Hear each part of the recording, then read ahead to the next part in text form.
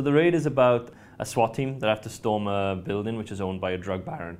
And the idea is that they have to remove him from the building. But as the place hasn't been touched by police for over 10 years, he started renting out rooms to every gang and criminal in the city. So when they're storming in and they get to the 6th floor, suddenly they get spotted. And so the lights go out, the building gets locked down, and then the boss says to all of the people staying there, if they want to stay for free, all they have to do is kill off the cops. And so the SWAT team end up having to kind of survive floor by floor and room by room.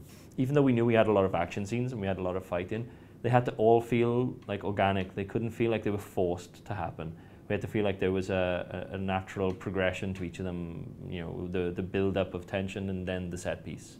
So I watched a lot of films as reference points. So like the biggest influences on that was films like Die Hard or Assault on Precinct 13, you know, in terms of both films within a contained area, one with like a lot of spectacle and the other one with a sort of how do you use the like low budget techniques to your benefit.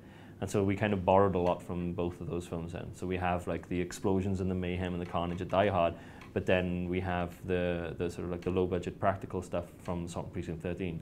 How to create this illusion of there being hordes of people who are attacking them all the time and coming at them without having to see them.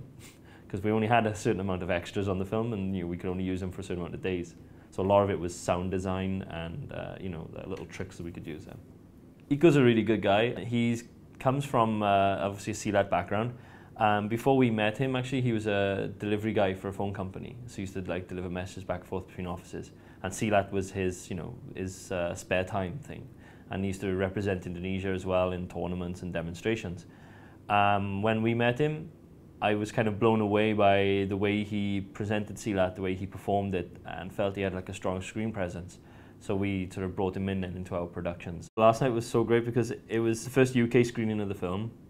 And you know, for it to be with its target audience as well, and to get that kind of atmosphere and that feeling, then it's like, yeah, it's the best feeling as a filmmaker, because you know, it's when you're sat there watching a movie that you've made, all you're hoping is that certain little beats connect with the audience, but usually you don't get to kind of get a vocal sort of assurance of it working.